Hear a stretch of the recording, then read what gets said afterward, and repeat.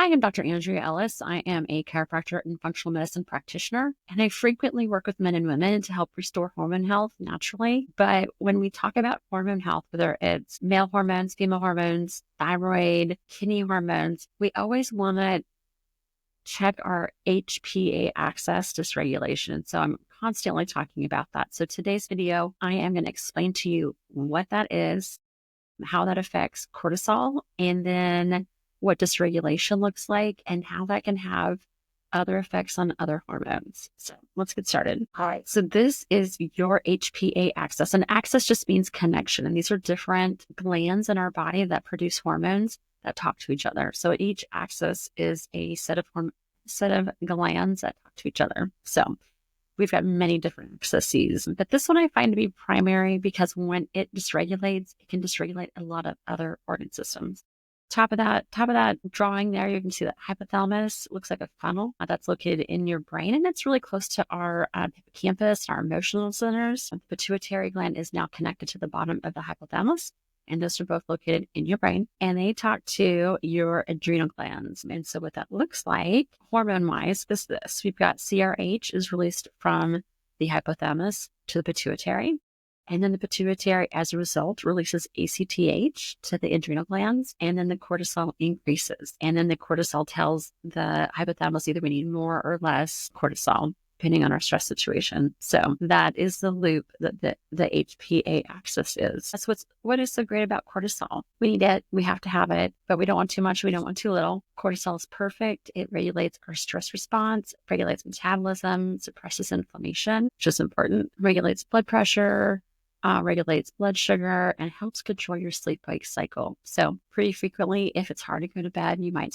struggle with high cortisol, and or if you wake up between 1 and 3 and stay up for a few hours, it's also some cortisol dysregulation. Here is what normal cortisol looks like throughout the day. It does vary. So you'll notice in our little diagram to the right, it looks like a reverse Nike swoosh, right? We use a company called Diagnostics. It's a saliva test that measures these values. So the test is 5 saliva samples, but 4 of them are used to get this diagram here. So that first cortisol saliva sample is taken between 6 a.m. and 8 a.m. The second one is between 11 and 1. The third one is between 4 and 5, so it's a little more narrow of a window. And then the last one is between 10 p.m. and midnight. So we want more cortisol in the morning. That helps wake us up. The noon to 4 should stay pretty stable, and it should taper down through the evening so we can get to bed. All right, so here's your normal HPA axis during stress or under stress. So that top diagram that we are seeing is what we just saw previously. It is the hypothalamus stimulating the pituitary, pituitary stimulating the adrenals, and adrenals stimulating the hypothalamus with cortisol. So when stress begins, we're going to see that hypothalamus increase its production of hormone, which is going to increase the pituitary's production of hormone, which then increases the adrenals cortisol. And so this is our acute situation. This is us playing a game. This is us, someone cutting us off in traffic. This is our child telling us they have a science fair project due tomorrow at 9 p.m. We're going to be ready to act.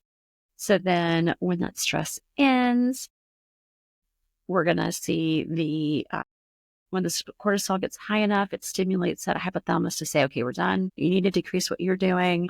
It then decreases what the pituitary is doing, and then the pituitary decreases what it's signaling to the adrenals, and we get back to normal. So in the case of that acute cortisol situation, this is what that's going to look like. This person has definitely got high cortisol. Of course, in the morning, you're going to see it's really high.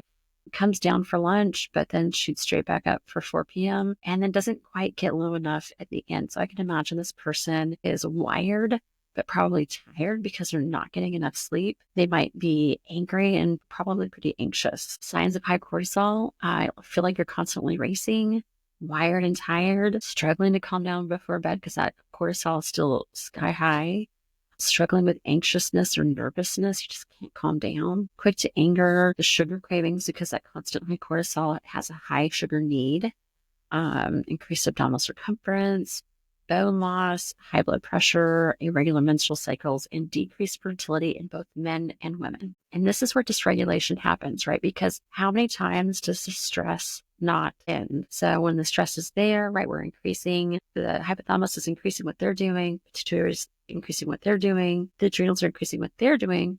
But when we get enough cortisol in our body, that is the body's brakes to shut the system down, right? Like we need the hypothalamus to calm down. We are good to go. But what happens when that stress doesn't end? The stress is the gas. It needs more and more and more. But the cortisol being high is trying to stop the whole system. And we get complete dysregulation, right? If you push the gas and brakes in a car for too long, the engine will break down. So this is what that looks like. We start seeing a decrease. We're not going to see a complete decrease. Like it's not going to be completely gone, these hormones, but they're going to be very, very minimal. And we're going to have very minimal output. This is a beginning of chronic stress when we start seeing that dysregulation and that lowering of the cortisol. The body's getting tired, your adrenals are getting tired. We're mostly normal, but that morning cortisol is definitely low. This person probably does not want to get out of bed in the morning, probably late for work or school every day, needs caffeine, needs sugar to get going, more normal by lunch, but then you get that afternoon fatigue, need more sugar, more caffeine just to really be normal. And then you're just exhausted by midnight, time for bed. So this is low cortisol. And then even more low cortisol. This is adrenal fatigue. Our adrenals are done. They're still producing. So nothing is shut down. It's just minimized greatly. And so this person, again, probably does not want to get out of bed, probably has a hard time functioning through the day, probably can't think right, probably foggy brain. I can imagine this person that's not working out, does not go for walks, just too tired. I can also imagine this person doesn't have enough energy to cook food when they get home, probably getting to go on the way home, eating, and then crashing out on the sofa, and then probably falling asleep there, and then dragging themselves to bed at 2. So that's how I imagine this person feels. So other signs of low cortisol, that fatigue or burnout, you're needing that caffeine, you're needing that sugar, decreased stress tolerance, loss of stamina, insomnia, hard to stay asleep, blood pressure, dizziness and standing, right? We've got POTS can be a problem here. Hemorrhoids, varicose veins, fighting infection. I know I've been in stressful situations, long-term stressful situations, having those go away and finally being able to relax and then catching the next bug that comes around. No fun. Muscle weakness, especially around the knee, right? My 40-year-old ladies and men, we tend to get our knee injuries. Again, at regular menstrual cycles, and then decreased fertility for men and women. So what does it matter? So what if our adrenals aren't working? What does it matter? Your HPA axis, when it's dysregulates all the other HP fill in the blank axes. So you've got not only HPA, which is your adrenals, your HPT, HPG, HPO, HPM, and it goes on as we go around this semicircle of glands, right? So if the pituitary and the hypothalamus aren't putting out enough hormone, we're not going to stimulate that thyroid. We're not going to stimulate testosterone. We're not going to stimulate estrogen and progesterone. We're not going to stimulate, put this prolactin that helps with making milk. And so our nursing moms under stress, we have a hard time nursing. Growth hormone, we're going to see an increase in osteoporosis and fractures. Oxytocin during labor and delivery. Stress can affect the outcome of that labor and delivery. A lot of people can go into C-sections because they're just not progressing with their vaginal births. And then antidiuretic hormone, that is going to be our kidneys. And so that's going to affect our blood pressure, either low blood pressure or high blood pressure, and our salt regulation systems. Frequently, in my own opinion, if you intake salt and it increases your blood sugar, right, your blood pressure, it's not really a salt problem, an adrenal problem, and potentially an HPA axis issue. That would be the root cause, in my opinion. So I learned a long time ago with the thyroid, you can have a primary, secondary, and tertiary thyroid problem. And what that looks like is primary would be a problem with the gland itself, of course, producing the T3 and T4. But if we test it and we have a low TSH, that is not a thyroid issue. That is a pituitary issue. So we call that a secondary thyroid issue. And so we would look to support the pituitary health to increase the TSH to then stimulate thyroid. And then finally, tertiary thyroid issues come from the adrenal glands. When they're dysregulated, they're not stimulating pituitary and they're not stimulating the thyroid.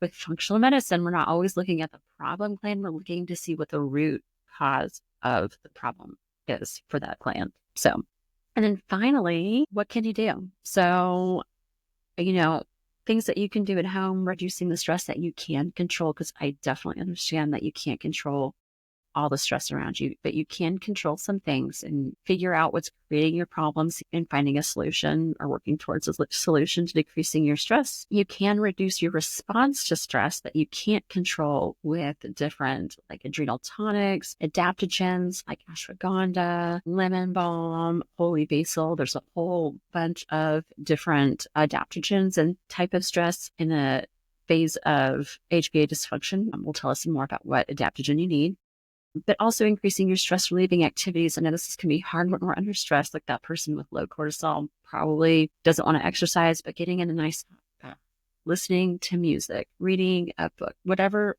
brings your stress down, because it's different for everyone, increase those activities. Changing your diet to eliminate sugar and other inflammatory foods, things like fast food, vegetable oils, seed oils, gluten, all those can be pretty inflammatory. And this is where your functional medicine practitioner comes in by using nutraceuticals or supplements made from whole food to feed and nourish those tissues to have them getting back online faster. And then just a reminder to be patient, and that healing takes time. Every process has a build up and a wind down. And so a lot of people have been under distress for, weeks, months, years. It's going to take some time to get back on track. So thank you for listening. I hope you have a great evening, and thanks for being here.